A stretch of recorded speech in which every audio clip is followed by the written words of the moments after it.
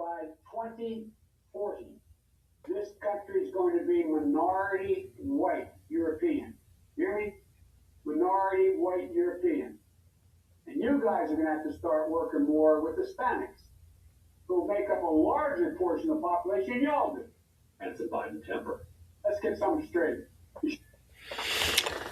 Yeah, let's get something straight here.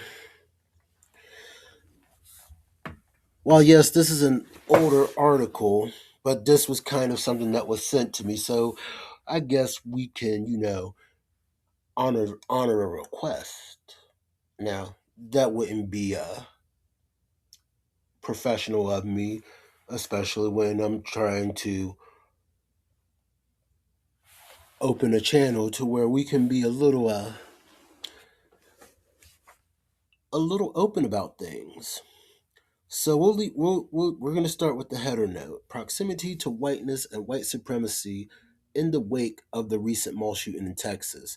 I remember that incident, and that person that was involved. Yes, he was an Izan. There were confirmed ink of him showing that.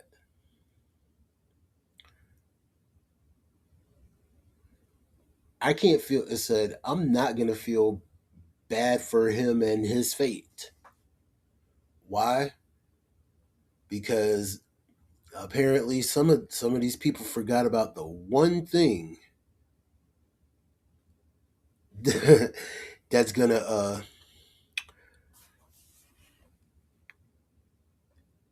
keep these as they are. One thing that I'm going to stand by, especially being raised in the South,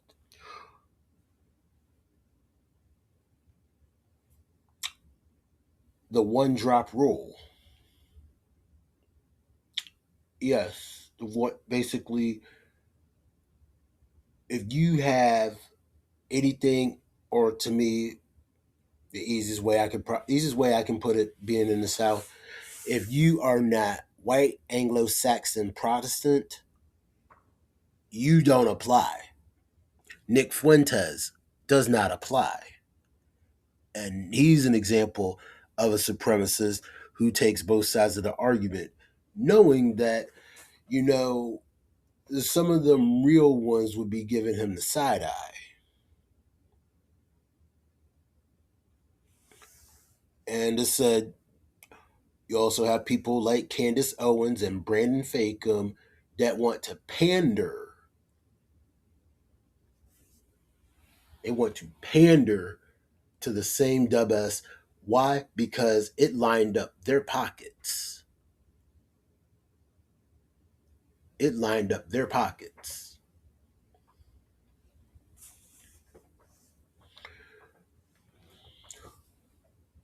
So, with those being examples, also stating that you don't have to be white to practice dub S. You don't have to be white to enjoy whiskey sours. But as I'm going through, as I said, I'm gonna try to take my time and be as professional as possible. The thing about whiteness is you don't need to be white to use its mechanisms. I've already just pointed that out. And yes, Nick Fuentes to me is not WASP. So anybody that has a problem with that is going to have to build a bridge and get over it. It's a shifting coalition based on power, not an exclusive club with a requirements list. Yeah, in the black media, yeah, we have these things called conservatives that are another example, that are trying to shift themselves towards that self proclaimed whiteness. Basically trying to be what some of us would say the magical Negroes.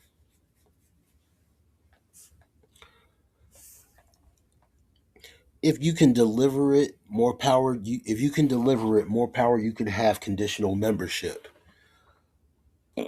Well, one of the content creators that I do follow, Professor Black Truth, says the one thing that has been next to the internet that is undefeated. When white supremacy, and I'm paraphrasing, when white supremacy finished with its tools, it breaks them. That's paraphrased, but shout out to Professor Black Truth in regards to that.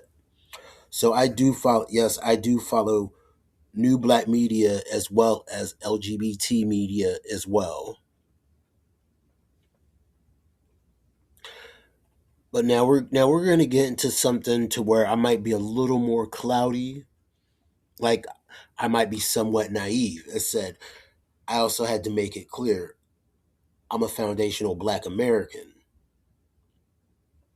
I said my ancestors came from the soil of chattel slavery. So it may lean a little different than what it is, but let's go ahead because hopefully I can learn something as well. Because it seems like this may be primarily an opinionated base. For all those that say Hispanic folks can't, for all those that say Hispanic folks and can't be Izans and motivated by whiskey sours, please read up on the stuff like Costa in Latin America because it is directly linked to this. As said, okay, it said it isn't limited to just one. I mean, the principles, everybody somehow followed up on some form of principles. I mean, let's see. Let's see. You want to get a starter kit? Just go find that book from the stash. And I'm gonna leave that as is. If you don't know, you can figure it out, or you can figure it out on who the stash is.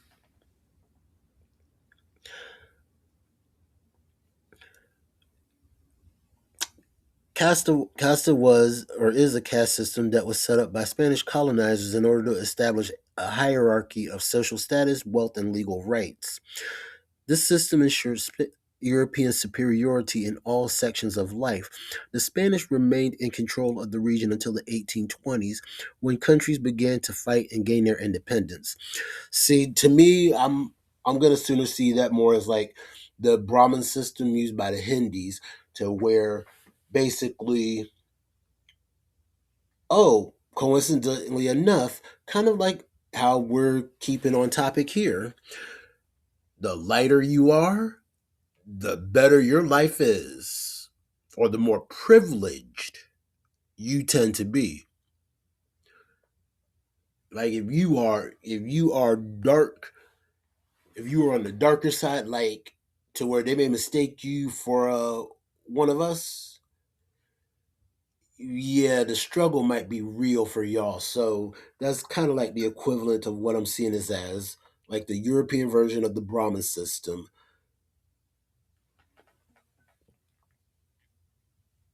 But also, I only had but so much skin because it said the 1820s.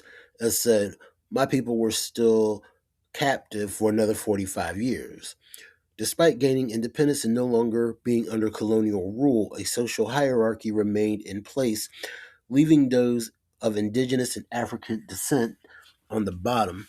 Unofficially, the caste system continued to be facilitated and encouraged by those in the higher classes of society to ensure power did not fall into the wrong hands. So basically, the higher society were afraid of a coup.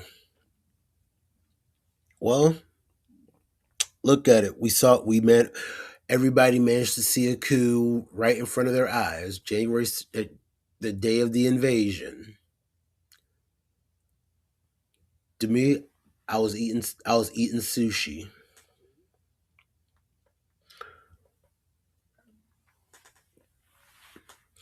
But let's get back to it. I'm sorry if I'm sidetracking. Despite gaining independence and no longer being under colonial rule, a social hierarchy remained in place, leaving those of indigenous and African descent on the bottom. Well, you want me to be perfectly frank, some shit hasn't changed.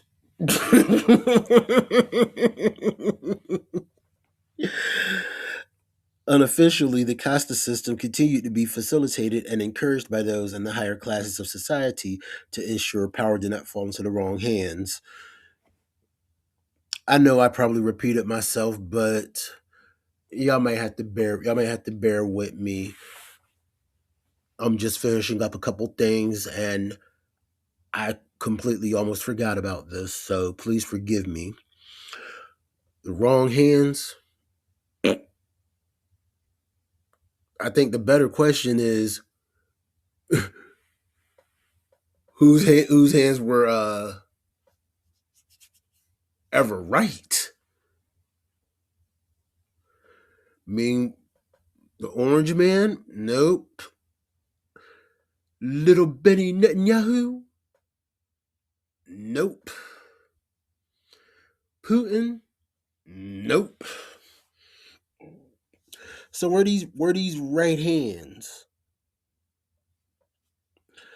This is still affecting politics and political representation in Latin America, with the U.S. supporting coups led by those with closer proximity to whiteness. I only have but so much skin on that. As said, with the U.S. supporting coups in Latin America, that's something I don't have much knowledge of personally. I mean, if you want to say what it is, like if with the whole like thing about ICE and immigration or any kind of faction, I mean, this may be the case that what is it caused the apprehension of Nicolas Maduro. But in regards to the U.S. supporting coups led by those closer to proximity to whiteness, I can't. I'm not going to confirm nor deny that, just so I can be honest and clear with you.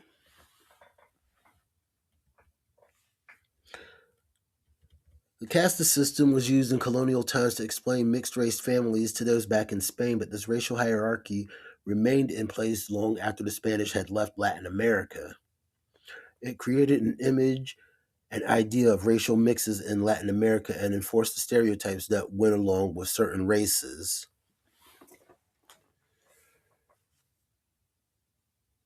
I mean,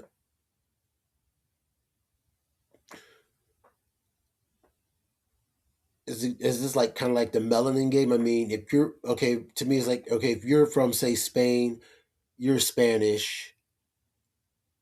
If you're from El Salvador, you're El Salvadorian. I mean, here's my thing: like, if like, is it more of a nationality? Because I mean, at the end of the day, you're both. To me, the primary language is Spanish, but I mean, those from Spain, they would predominantly speak Catalan, if I'm correct, which is what you would learn in the U.S. or basically the default if taking a language.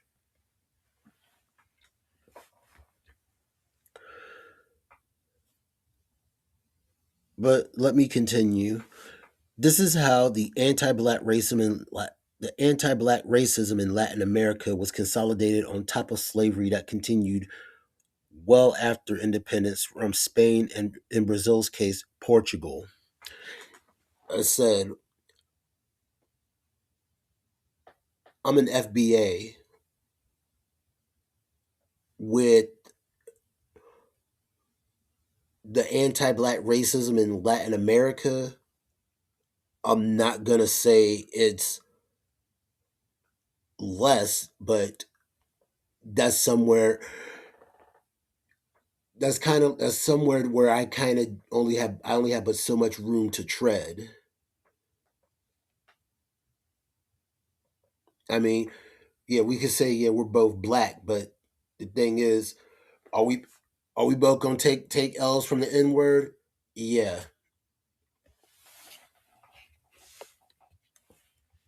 but that's about as far as that goes. This also in turn influenced the post-revolution Mexican ideology of mestizaje, ethnic homogenization as an exercise in nation building. This was pushed by people who had been classed under casta as mestizo of mixed Spanish and indigenous heritage, one of whom, Jose Vasconcelos, was the author of La Raza Cosmica, The Cosmic Race. Mestizaje was aimed at integrating or assimilating indigenous peoples culturally and politically in the construction of a Mexican national identity. It therefore it has therefore meant a systemic effort to eliminate indigenous culture in the name of assimilating them into supposed inclusive mestizo identity. See, to me, that kind of sounds okay. So, how are you going to? So, basically, you're trying to rewrite a culture with something that you've already had. That's how I'm kind of looking at it.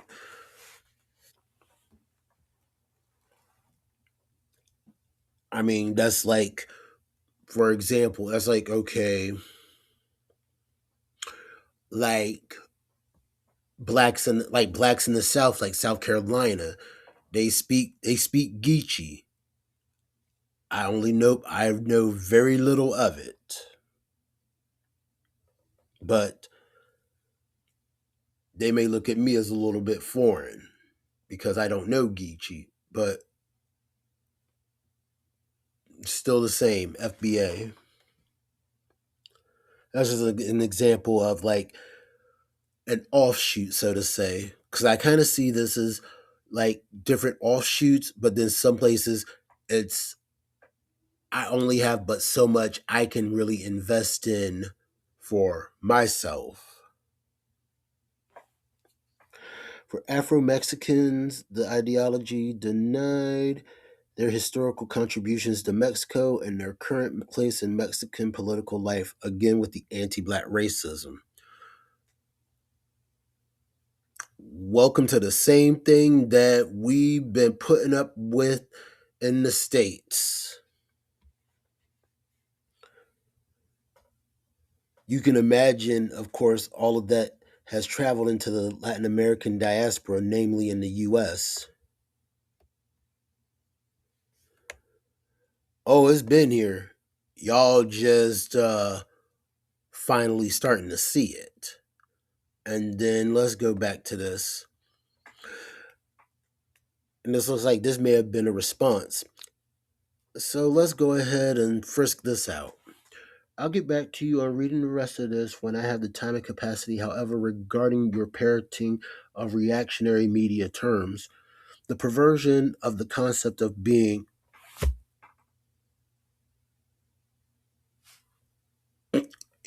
here we go.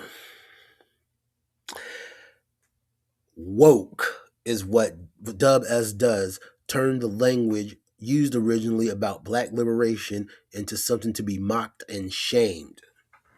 I'm going to give you half a point there. Here's where we're going to say I give you the half a point for the concept of yes, it was perverted. This is where I'm going to put the disagreement. After the perversion, it seems like everybody else and their mama wants to use it and don't know the concept of the word. Oh yeah, some of the people in the colorful coalition, some that look like me, some that are unmelanated, they use that word freely and loosely, not knowing what it is. And I'm actually gonna put a little tidbit out.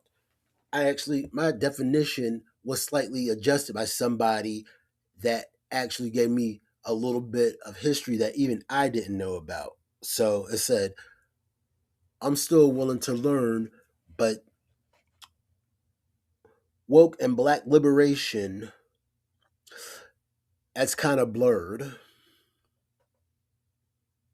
That's another reason why I can't give you full credit for that, which in turns is mocking and shaming the idea that liberation is necessary or desirable because the morons base their identity in believing that the world is already as fair as it possibly as it could ever possibly be. Well, how is it shaming something that ain't fair? I mean, y'all using the word woke, colonizing it, yeah, it ain't fair to those that use it in its proper context, but then they get mad when they get called on it or when they are humiliated. See, Bethany Mandel and Brianna Joy Gray. I'm sorry, yeah, Bethany Mandel got embarrassed because she didn't know what it was. That's a price that you will pay for bastardizing that word. That is a price you're going to pay. And she paid it, and all we could do was laugh. I was enjoying my popcorn and cherry coke. But let's get back to this because I know time is of the essence.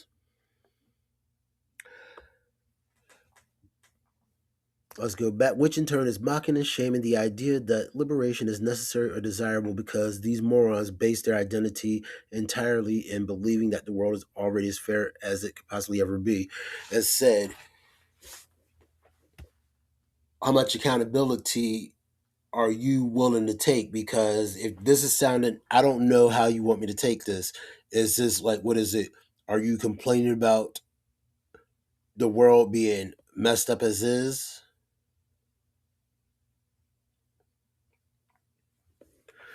I mean, I'm still trying to figure. I said I'm still reading, or I'm reading as I'm going, but I'm trying to figure out which direction are you trying to lean. You can find references to the term used in a liberatory way going back to the 1940s about being aware of the effed realities of living as a black person in racialized capitalism in the U.S. under Dub S. I'm still gonna give you the half point. I'm gonna give you the half point because here's my thing. Yes, it is true while we live in this establishment, but capitalism, I can't put racialized and capitalism together.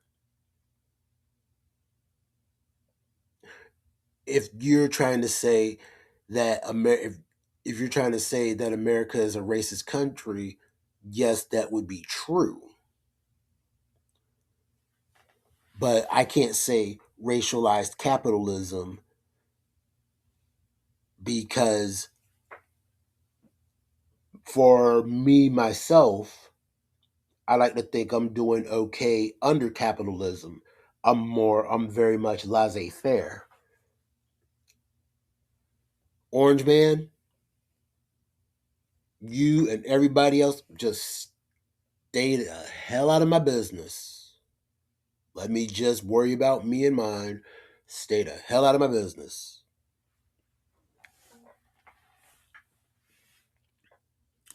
But then also, the same time, I can question this and say that this person is trying to play both sides, which is the key trait of whiskey sour.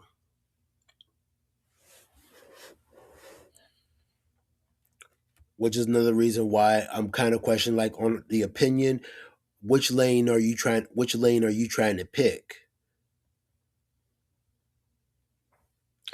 It would be of service to integrity if every single journalist would get into the habit of interrupting interviewees who use woke as a pejorative to force them to explicitly define what they think the word means before being allowed to continue. So you might have listened to Brianna Joy Gray when she put Bethany Mandel out. Yeah. Oh yeah, Bethany Mandel was a contributor. No, I believe she had an affiliation with Daily Wire, so yeah, they kind of took some indirect L's with that too. That's just a little side note. But that would require journalists who actually abide by the definition of their profession.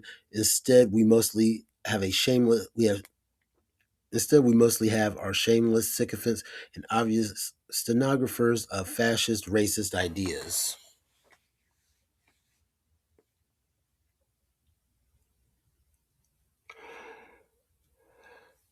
See this okay, we got a little bit I'm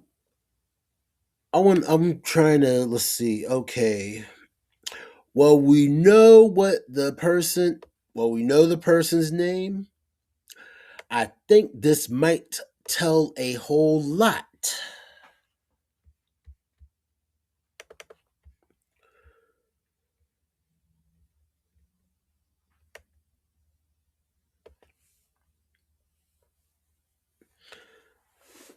If you're not black and started using woke pejoratively sometime post 2018 or so, or worse, don't know anything about the earlier iteration of the term, I think it's fair to consider it on par with a slur. No, y'all took it and made it a slur. And the funnier part is I'm willing to put $20 that you are unmelanated. So let's go back real quick. If you're not black and started using what pejoratively sometime post 2018 or so, no, I've been around people that were not melanated that knew the definition. As said, it's that one thing that some of y'all apparently forgot that we do practice here. It's called diversity. Woke isn't a substitute for black.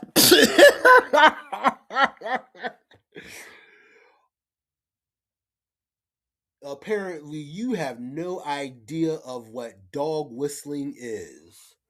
Have you heard Matt Walsh? He likes to let that word go free. He likes to let that word go freely. Oh, yeah. Oh, yeah, he's one of those let that word fly freely out his mouth and eats it up. But it's a way of framing black ideas and policy initiatives negatively. See, you blew you just destroyed what the word means. I'm not going to tell you what the word means. I'm not going to tell you what the word means. But framing my ideas and policy